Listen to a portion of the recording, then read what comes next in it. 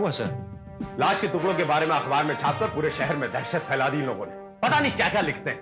वैसी दरिंदा रात में घूम रहा है, सबको मिलकर काटने लगा है। Nonsense. You are right sir. दहशत का तो शहर में यह हाल है सर कि बहुत से लोग यह मानने लगे कि वहशी कातिल आएगा और किसी का भी कत्ल करके चला जाएगा, और कुछ लोगों का यह मानना है कि वहशी कातिल किसी के भी हाथ पांव काट कर फेंक कर चला जाता है। दहशत को जल्द से जल्द खत्म करना होगा शर्मा हमें, और एक ही रास्ता बचा हमारे पास, इस कातिल को पकड़ना। किसी भी तरह इस कातिल को हमें पकड़ना पड़ेगा शर्मा, नहीं तो इस देश की जनता का पुलिस पर से विश्वास उठ जाएगा। लेकिन सर हम लोग कैसे करेंगे, क्योंकि ना तो हमें कातिल का पता है और ना ही कत्ल होने वाली का। हमें तो यह भी नहीं मालूम है कि सर कत्ल हुआ कहां पर है, क्योंकि लाश के टुकड़े अलग अलग जगह पर पाए गए हैं। अब एक ही उम्मीद की किरण है, सिर्फ एक, वो है वो लाश के टुकड़ों की फॉरेंसिक जांच की report. And I am very sure कि डॉक्टर सिराजी की उस जांच रिपोर्ट के बाद वो कातिल हमारी गिरफ्त में होगा शर्मा। मेरा ख्याल है जिसका कत्ल हुआ है इसका अगर आपको पता चल जाए तो कातिल तक पहुंचना आपके लिए आसान हो जाएगा। Doctor, how is that possible? लाश के टुकड़ों से ये पता लगाना, आई मीन लाश की शनाख्त करना बड़ा मुश्किल होगा जब तक उसका चेहरा नहीं मिल जाता। मानता हूं, लेकिन ऐसे बहुत सी बातें हैं जिससे लाश की शनाख्त हो सकती है। कोई खास बात पता चली आपको? वेल, खास तो नहीं कह सकते, लेकिन कुछ ऐसी बातें हैं जिससे मरने वाले की आकृति साफ नजर आ सकती है। जैसे? ये बात तो तय है कि ये पैर भी उसी लाश का हिस्सा है जिसका हाथ हमें पहले मिला था। इस पैर से ये बात भी साबित होती है कि ये औरत वाकई करीब, बहुत करीब थी। लेकिन डॉक्टर साहब ये आप कैसे कह सकते हैं? पैर का तलवा देखिए, फटा फटा, गंदा और काला, यानी कि ये औरत नंगे पांव चलने की आदी होगी। You're right, डॉक्टर, मैंने भी ऐसे ही सोचा। और उंगलियों के बीच की खाल देखिए, फट रही है, सड़ रही है, उसे एक्जिमा कहते हैं।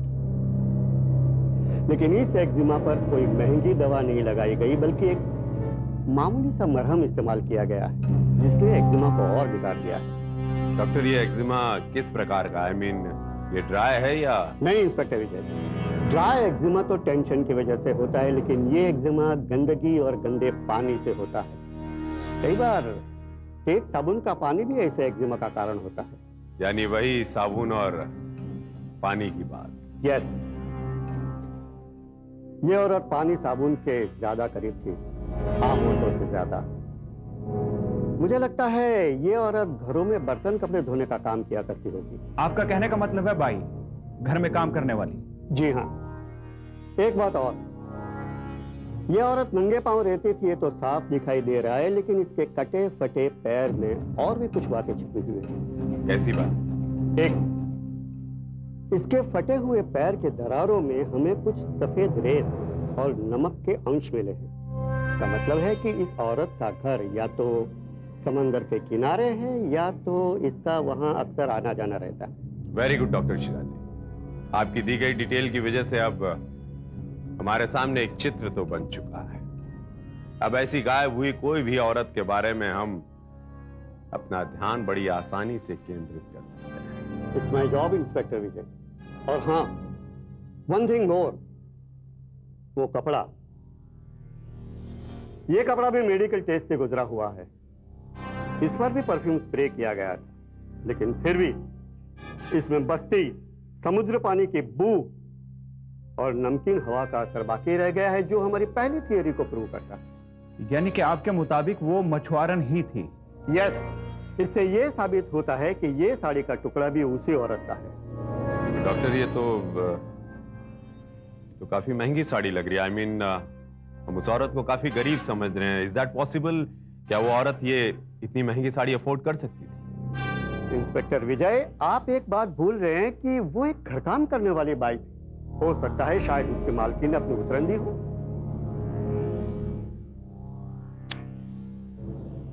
डॉक्टर, इस पर किसी लॉन्ड्री का मार्क भी प्रिंट है। जाहिर सी बात है सर, उसकी मालकिन ने कभी लॉन्ड्री में भेजी होगी ये साड़ी। राइट। यानी हमें यह पता चल जाए कि ये निशान किस लॉन्ड्री का है तो हमें उस औरत के बारे में भी बहुत कुछ पता चल सकता है कि वो कौन थी और कहां रहती थी।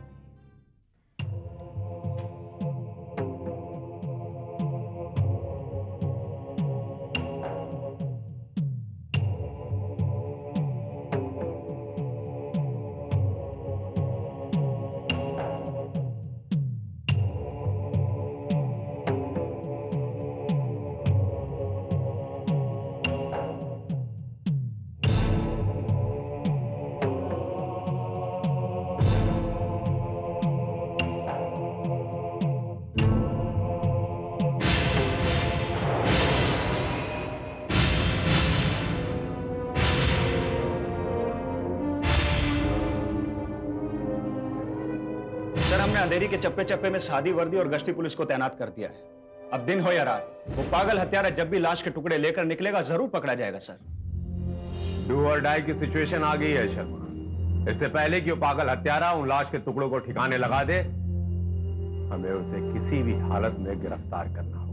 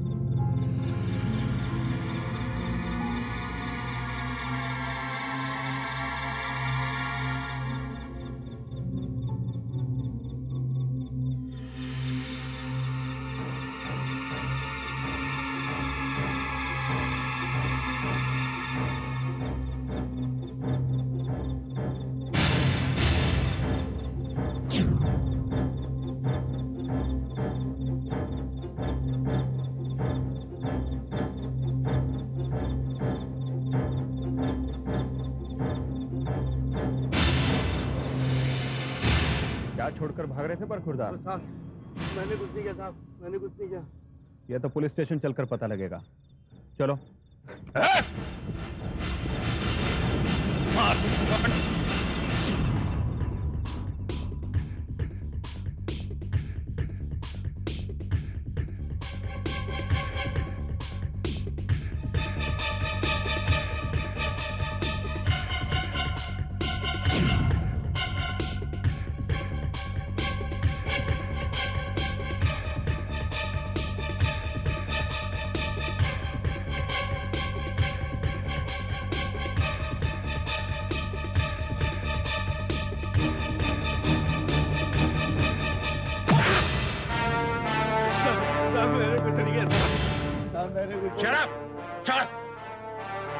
चलो। Okay sir. चलो। साहब मैंने कुछ नहीं किया साहब। साहब मैं कुछ नहीं जानता हूँ साहब, मुझे छोड़ दो साहब। साहब मुझ में रहम करो साहब। रहम और तुझ पे? अरे इतनी बेरहमी से तो कसाई भी मांस के टुकड़े नहीं करता, जितनी बेरहमी से तूने लाश के टुकड़े करके फेंक दिए। साहब मैंने किसी लाश के टुकड़े नहीं किए साहब। साहब मेरा विश्वास करो साहब। झूठ बोल रहे हो तुम, बकवास कर रहे हो। सच बताओ, लाश कहाँ है और किस मासूम लड़की की हत्या तुमने की और क्यों की? साहब मैंने किसी का खून नहीं किया साहब। साहब मैं किसी लाश के बारे में नहीं जानता साहब। सचमुच साहब मुझे कुछ नहीं पता साहब। झूठ बोल रहा तूने उसकी हत्या की थी और तू ही टुकड़े फेंक कर भाग रहा था। बोल। साहब आपको धोखा हुआ साहब। साहब मैं तो वहाँ तो ऐसे ही घूम रहा था साहब, पुलिस को देखा तो सब डर के भागने लगा था। शर्मा ये ऐसे नहीं मानेगा, लगता है इसकी और खातिर करनी पड़ेगी। Okay sir. एक मिनट सर, बताता हूँ सर। साहब आप यही सब लाश के टुकड़े देख के भाग रहा था सर, लेकिन साहब मैंने कोई खून नहीं किया था। फिर वो लाश के टुकड़े तुम्हारे पास कैसे आए? मेरी गलती से आए साहब। साहब मैं आज उधर नाके पे अपना शिकार ढूंढ रहा था कि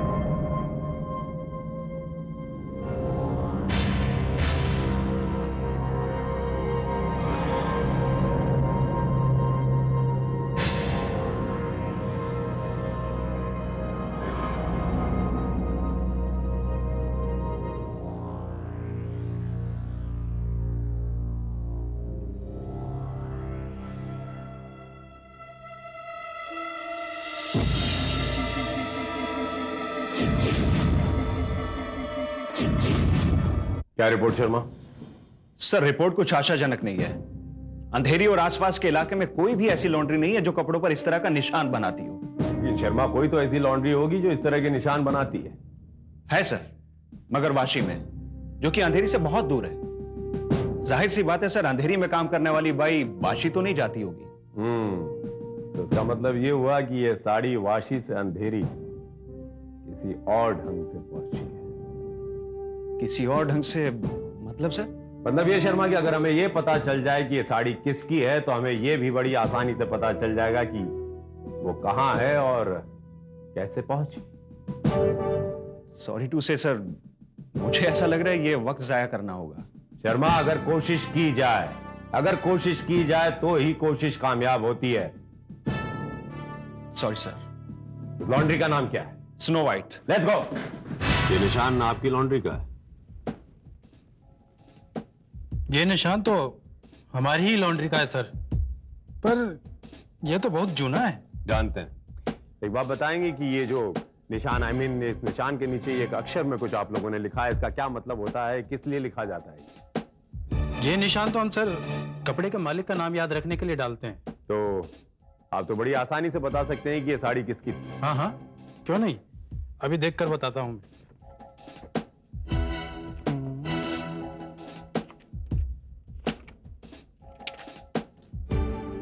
मिस्टर जोगी, ये साड़ी तो मिस्टर जोगी की मिसेज की है सर।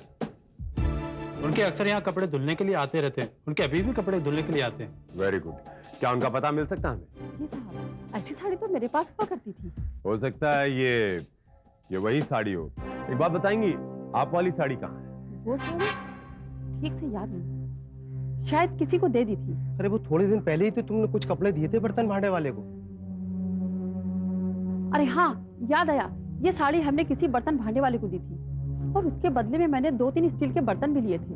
आप यकीन के साथ कह सकती हैं? जी हाँ। ओके, धन्यवाद। शर्मा,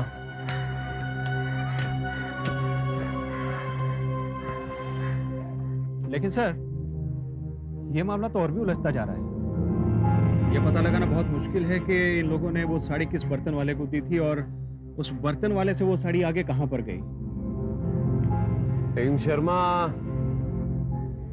इतना तो पता लगाया जा सकता है कि इस इलाके में जो बर्तन बेचने वाले आते हैं वो कहां पाए जाते हैं। साहब जी, ये तो हमारा रोज का धंधा है साहब जी। कहां कहां से कौन सा कपड़ा कहां मिला और किसने दिया, ये तो साहब जी हमें ही पता नहीं होता है। अच्छा, तो जो कपड़े आप लोग हासिल करते हैं वो कपड़े जाते कहां? जी, जो बहुत फटे पुराने होते हैं उसे चिंदी में दे देते हैं, और सर जी जो थोड़े बहुत अच्छे होते हैं उसे धो धुला कर मार्केट में बेचने के लिए भिजवा देते हैं सर जी। कौन से मार्केट? वो वही जो हर गुरुवार को लोखंड वाला के बाहर लगता है ना, हफ्तावार, उसी में भिजवा देते हैं सर जी। जिन्हें सस्ता सुविस्ता चाहिए वो वहीं से खरीद लेते हैं सर जी। धन्यवाद। Sharma, let's go.